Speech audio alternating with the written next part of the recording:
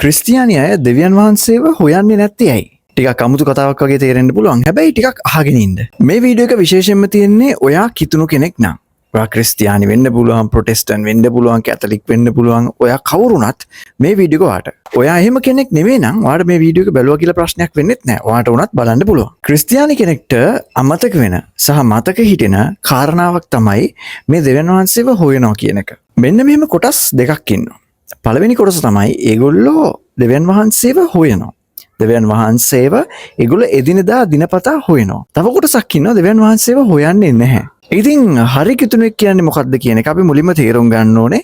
මොකක්ද මේ දෙවියන් වහන්සේව හොයනවා කියන එක ගැන කතා කරන්න කලින්. හරි කිතුණෙක් කියන එකෙන් මම අදහස් කරන්නේ ජේසුස් වහන්සේව ස්වාමින් වහන්සේ විදියට පිළිගත්ත කෙනෙක්. ඒ කියන්නේ ගැලවීම ලැබපු කෙනෙක්.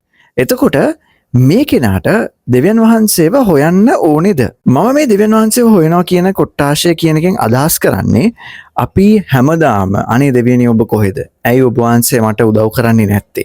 ඔබ වහන්සේ කොහෙද ඉන්නේ? මම ඔබ වහන්සේව හොයාගෙන එනවා. අන්න ඔය වගේ දේවල් ඔළුවේ තියෙන ඔය වගේ දේවල් හිතන අය ගැන. එහෙම හිතන අයට අමතක වෙච්ච දෙයක් තමයි දෙවියන් වහන්සේ ඉන්නේ වෙන කොහෙවත් නෙමෙයි.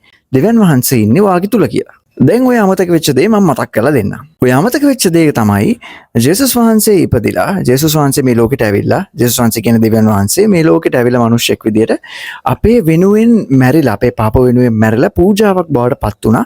ඊට පස්සේ දවස් 3කට පස්සේ නැවත නැගිට්ටා. ඊට පස්සේ ජේසුස් වහන්සේ යනකොට කිව්වා මම එවනවා සැනසිරිදායකයන් වහන්සේ කෙනෙක්ව කියලා. අමතක නම් මම කියන්නම් කවුද සැනසිරිදායකයන් වහන්සේ කියලා. ඒ කියන්නේ ශුද්ධාත්මයන් වහන්සේ. ශුද්ධාත්මයන් වහන්සේ සියලු දේ ඕගලන්ට උගන්වනවා කියලා කිව්වා. එතකොට ශුද්ධාත්මයන් වහන්සේ කියන්නේ වෙනම කෙනෙක් නෙමෙයි. පියාණන් වහන්සේ, පුත්‍රයන් වහන්සේ, ශුද්ධාත්මයන් වහන්සේ කියන්නේ තුන් දෙනාම එක්කෙනෙක්. ඊට පස්සේ පාවුලතුමා ලියපු පොත්වල ගොඩක් මේක සඳහන් වෙනවා. ශුද්ධාත්මයන් වහන්සේ තමුන්ගේ තුල වාසය කරන්නේ. ඔයාගේ තුල, ඔයාගේ ආත්මේ, ස්පිරිට් එකේ තමයි ඉන්නේ.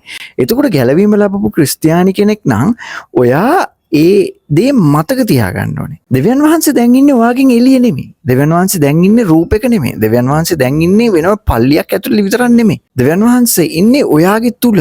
සමහර අයට ගොඩක් කාලයක් ක්‍රිස්තියානි වෙලා ඉද්දී අමතක වෙන මෙන්න මේ දේ තමයි මට මතක් කරන්න ඕනේ මේ වීඩියෝ එකෙන්. මේක බයිබලයේ තියෙනවද? මම මේ කියන දේ බයිබලයට අනුව හරිද? අපි බලමු. 2 කොරින්ති 6:16 කියනවා දේවතා රූප සමග දෙවියන් වහන්සේගේ මාලිගාවට ඇති එකකම මොකක්ද? මක් නිසාද අපි ජීවමාන දෙවියන් වහන්සේගේ මාලිගාවය? එසේම දෙවියන් වහන්සේ කතා කොට මම ඔවුන් අතරේ වාසය කරන්නේ නෙමෙයි, හැසිරෙන්නේ නෙමෙයි, මම ඔවුන්ගේ දෙවියන් වහන්සේව සිටින්නේ නෙමෙයි, ඔවුහුද මාගේ සෙනගව සිටින්නෝනේ කීසේක. දැන් මෙන්න මේකට අනුව ඔයා මතක තියාගන්න ඕනේ දෙයක් තමයි දෙවියන් වහන්සේ ඉන්නේ ඔයාගේ තුල කියලා. ඔයාගේ තුල ඉඳලා තමයි දෙවියන් වහන්සේ ක්‍රියා කරන්නේ. එළියේ ඉඳලා ක්‍රියා කරන්න ඕනේ නැහැ. පරණ ගිවිසුමේ දෙවියන් වහන්සේ කාගේවත් තුල හිටියේ නැහැ. පරණ ගිවිසුමේ මෝසෙස් දෙවියන් වහන්සේව ගිනිගෙන දැවෙන පඳුරක් විදියට දැක්කා. පරණ ගිවිසුමේ ඊනොක් දෙවියන් වහන්සේත් සමග ගමන් කරා කිව්වා. මෝසෙස් දෙවියන් වහන්සේ සමග ගමන් කරා කිව්වා. අද දෙවියන් වහන්සේ වාගේ තුල ගමන් කරන්නේ. දෙවියන් වහන්සේ ඔයත් එක්ක ඉන්නේ. නැවතත් මම මතක් කරන්න කැමතියි මම මේ කතා කරන්නේ යේසුස් වහන්සේ ස්වාමින් වහන්සේගේ විදියට පිළිගත්ත කිතුණුවන්ට. ඉතින් ඔයාට අමතක වෙලා තිබ්බනම් දෙවියන් වහන්සේ කොහෙද ඉන්නේ කියලා මේක තමයි මතක් කිරීම. දෙවියන් වහන්සේ ඉන්නේ ඔයාගේ තුල. ඉතින් ඔයා දෙවියන් වහන්සේව අමුතුවෙන් හොයන්න ඕනේ නැහැ. ඔයා දෙවියන් වහන්සේට කතා කරන්න අමුතුවෙන් එයාව හොයන්න ඕනේ නැහැ. ඔයා කතා කරන හැමදේම දෙවියන් වහන්සේට ඇහෙනවා. මොකද දෙවියන් වහන්සේ ඉන්නේ ඔයාගේ තුල ශුද්ධාත්මයන් වහන්සේ විදිහට. ඔය දේ මතක තියාගන්න. ඊළඟ පාර දෙවියන් වහන්සේ කොහෙද කියලා හොයන්න කලින් ඔයා මතක තියාගන්න ඕනේ දෙවියන් වහන්සේ ඉන්නේ ඔයාගේ තුල කියලා. ඒත් ඔය ටික මතක තියාගන්න. Now have a very nice day and God bless you.